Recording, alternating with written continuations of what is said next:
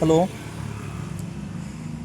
বন্ধুরা, আজকে আমরা গ্রুপ ডির 4 নম্বরের কোশ্চেনটা এখন করব তোমাদের সামনে, যেটা ডিভিজিবিলিটি রুল অর্থাৎ বিভাজ্যতা নিয়মের সাহায্যে করা যাবে।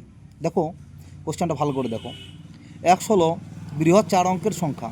কি বলেছে? বৃহৎ 4 অঙ্কের সংখ্যা যা 18, 15 ও 12 দিয়ে বিভাজ্য। তাহলে এক্স কোনটি? নিচের এই যে 4টি অপশান দেওয়া আছে। দেখো এইসব অঙ্ক যদি আমাদের পরীক্ষাতে পড়ে তাহলে আমরা কিভাবে করব। দেখো এইসব অঙ্ক করার জন্য আমাদেরকে কোনো অঙ্ক কষানোর দরকার নেই। আমাদেরকে জানতে হবে 18, 15, 12 দ্বারা বিভাজ্য। বলা হয়েছে কত? 18, 15 আর 12। দেখো 18-র মধ্যে কে কে আছে? 2 আছে, 3 আছে। 18 2 দ্বারা বিভাজ্য, 3 দ্বারা বিভাজ্য, আর কত দ্বারা? 9 দ্বারা বিভাজ্য। 2 3 2 3 9। আর এই 15 আমাদের কত দ্বারা? 3 আর 5। আর 12 কত? 2 6 6 অর্থাৎ 6 মানে 2 আর 3। তার মানে কি এই যে আমাদের 4 অঙ্কের যে সংখ্যাগুলা কত দ্বারা বিভাজ্য হতে হবে? 2 দ্বারা, 3 দ্বারা এবং কত? 5 দ্বারা। 2 3 আর 5।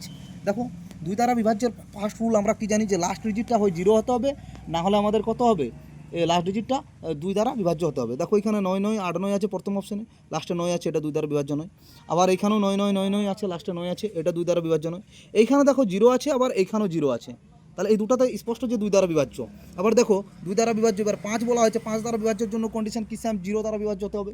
লাস্টে যদি 0 থাকে তাহলে 5 দ্বারা বিভাজ্য, তাহলে লাস্টে 0 এখানেও আছে, আবার এখানেও আছে, দুটোতেই আছে। তার মানে এটা 5 দ্বারা বিভাজ্য, 2 দ্বারা 5 দ্বারা হয়েছে। এবার 3 দ্বারা বিভাজ্য হতে গেলে কী হয়? সংখ্যাগুলির এই যে অঙ্কর যে ডিজিটগুলো আছে, এই ডিজিটগুলির সমষ্টি যেন 3 দ্বারা বিভাজ্য হয়। দেখো প্রথমে আমরা এখানে চেক করি। 9 9 8 0, 9 আর 9 18, 18 আর 8 26, 26 কি 3 দ্বারা বিভাজ্য? 26 3 দ্বারা বিভাজ্য নয়, তাহলে আমাদের এটা হবে না, তিনটাই চলে গেল। এরপর দেখো 9 9 18, 18 3 দ্বারা বিভাজ্য, তাহলে আমাদের রাইট অ্যান্সার হচ্ছে 18।